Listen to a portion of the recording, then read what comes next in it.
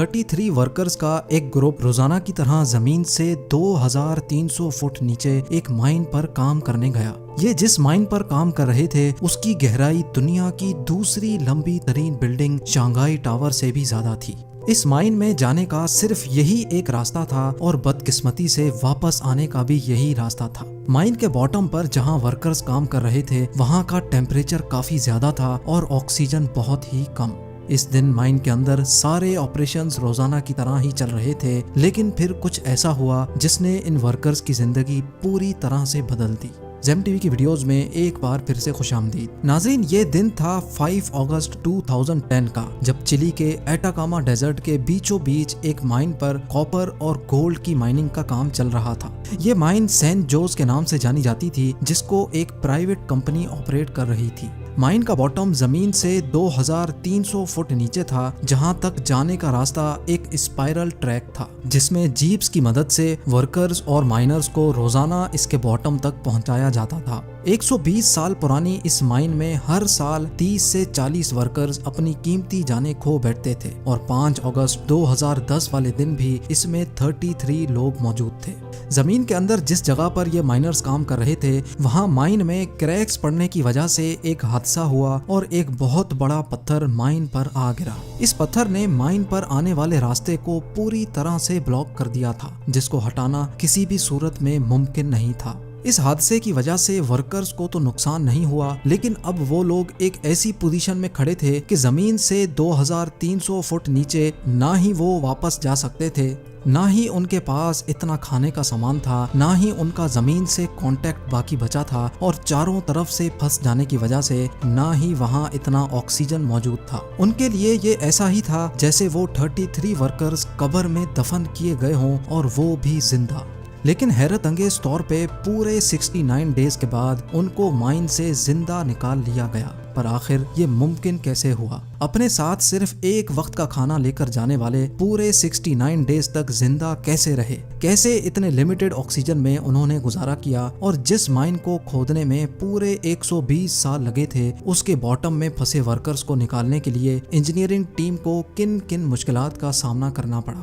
ये सब आप जान सकेंगे आज की इस वीडियो में। तो आइए आगे बढ़ते हैं। Challenge number 1। ये खतरनाक कोलैप्स दोपहर 2 बजे हुआ था और उसकी शिद्दत इतनी ज्यादा थी कि ना सिर्फ माइन के एंट्री पॉइंट से मिट्टी का धुआं निकला था, बल्कि उसने आस पास के इलाके को भी हिला कर रख दिया। ये खबर पूरे चिली में आग की तरह फैल गई। माइनिंग कंपनी ने फौरन इमरजेंसी अलर्ट जारी कर दिया। सबको यही फिक्र खाई हुई थी कि उनके प्यारे जिंदा हैं या नहीं, लेकिन उसके लिए जरूरी था कि माइन के अंदर जाकर देखा जाए। माइनिंग कंपनी का कहना था कि इस कोलैप्स की वजह से माइन काफी कमजोर हो चुकी है और उसके अंदर जाना खतरे से खाली नहीं है। इसी वजह से माइनिंग कंपनी ने रेस्क्यू ऑपरेशन करने से इनकार कर दिया।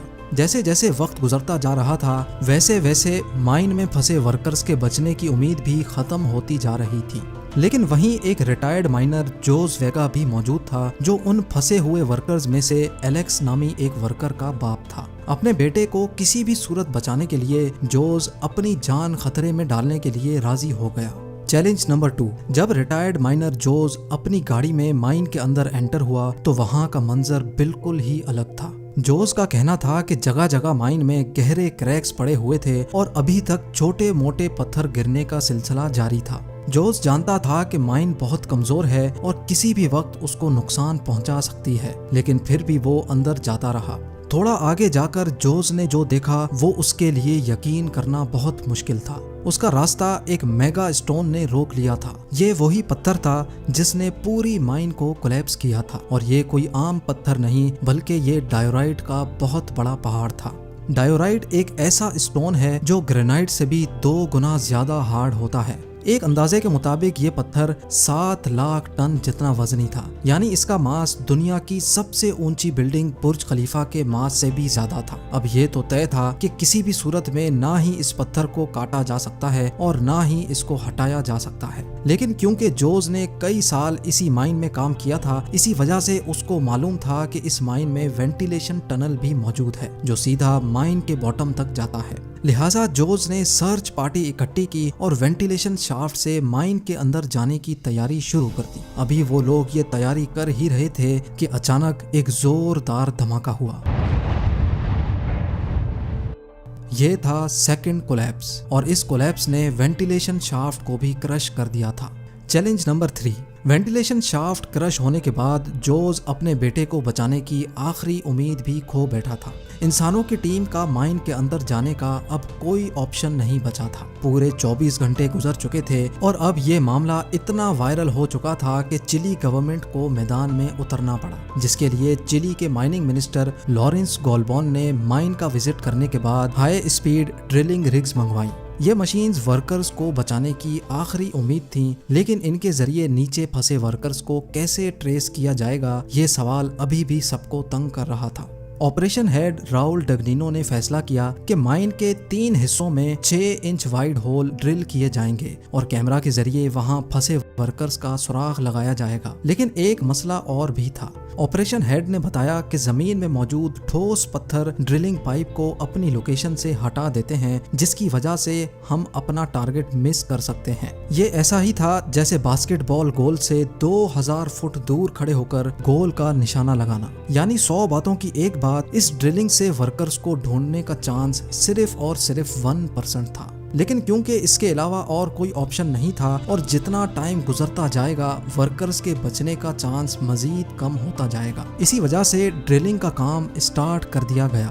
چیلنج نمبر 4، اب ٹوٹل 7 دن گزر چکے تھے اور ڈرلنگ کا کام ابھی تک چل رہا تھا۔ ایکسپرٹس کو مائن کے اندر 3 جگہ پر ورکرز کے پھنسے رہنے کا شک تھا۔ پہلی جگہ 1000 فٹ نیچے تھی، جہاں پر کسی قسم کی کوئی بھی موومنٹ نہیں دکھائی دی۔ دوسری جگہ 1660 فٹ نیچے تھی، لیکن وہاں پر بھی صرف اندھیرے کے علاوہ کچھ نہیں تھا۔ مائننگ لوکیشن پر موجود لوگوں کی بے قراریاں بڑھتی چلی جا رہی تھیں اور آہستہ آہستہ ورکرز کے بچنے کا چانس بھی کم ہوتا جا رہا تھا۔ ڈرلنگ کا کام دن رات بغیر کسی بریک کے چل رہا تھا اور اب باری تھی تیسری اور لاسٹ لوکیشن پر ڈرل کرنے کی۔ یہ جگہ زمین سے 2300 فٹ نیچے تھی، جہاں پر ایک چھوٹا روم موجود تھا جس کو ریفیوج بھی کہا جاتا تھا۔ کسی بھی ہنگامی حالات میں ورکرز ریفیوج میں اکٹھے ہو جاتے ہیں، جہاں پر 3 دن کا کھانا موجود ہوتا ہے۔ لیکن یہاں ایک اور مسئلے نے جنم لیا، اور وہ مسئلہ یہ تھا کہ ریفیوج تک ڈرلنگ پائپ کو لے کر جانے میں مزید 1 ہفتے کا وقت لگ سکتا تھا، یعنی پہلے ہی 1 ہفتہ گزر چکا تھا اور اب مزید 1 ہفتہ لگنے جا رہا تھا۔ اگر ورکرز ریفیوج تک پہنچ بھی گئے ہوں گے تب بھی ان کے پاس صرف 3 دن کا کھانا موجود ہوگا۔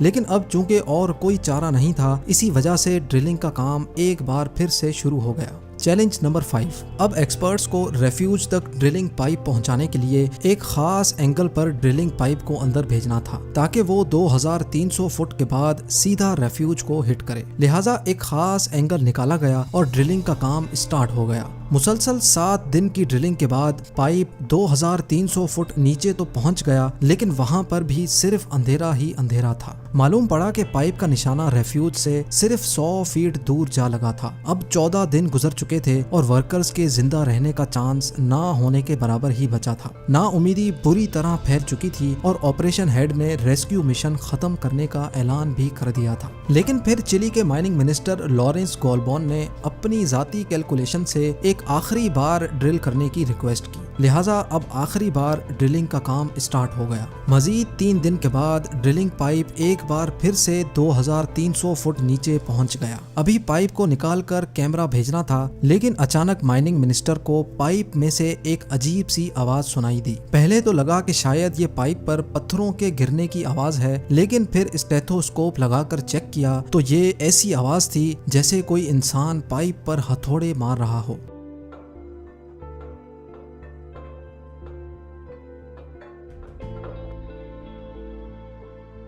فوراً پائپ کو باہر نکالنے کا پروسیس شروع ہو گیا۔ 6 گھنٹے کے بعد جب پائپ واپس آیا تو اس پر ایک ایسی چیز لگی تھی جس کو دیکھ کر یقین کرنا ممکن نہیں تھا۔ جی ہاں، پائپ پر ریڈ کلر کا پینٹ ہوا تھا اور اس پر ایک کاغذ کا ٹکڑا چپکا ہوا تھا جس پر لکھا ہوا تھا کہ ہم ریفیوج میں پھنسے ہوئے ہیں اور ہم سارے ورکرز ابھی تک زندہ ہیں۔ یہ جاننے کے بعد وہاں موجود لوگ خوشی سے رو پڑے، لیکن جب 6 इंच کے ہول سے کیمرہ اندر بھیجا گیا تو اس میں کیا منظر دیکھا گیا۔ صرف 3 دنوں کے کھانے کے ساتھ یہ لوگ 17 دنوں تک کیسے زندہ رہے، مزید 52 ڈیز تک ان کو کیسے زندہ رکھا گیا، اور 6 इंच کے سوراخ سے ان کو ریسکیو کرنا ممکن نہیں تھا تو آخر ان کو پورے 69 دنوں کے بعد کیسے باہر نکالا گیا، یہ سب آپ جان سکیں گے ویڈیو کے پارٹ 2 میں۔ امید ہے زیم ٹی وی کی یہ ویڈیو بھی آپ لوگ بھرپور لائک اور شیئر کریں گے۔ آپ لوگوں کے پیار بھرے کومنٹس کا بے حد شکریہ۔ ملتے ہیں ویڈیو کے اگلے شاندار پارٹ میں۔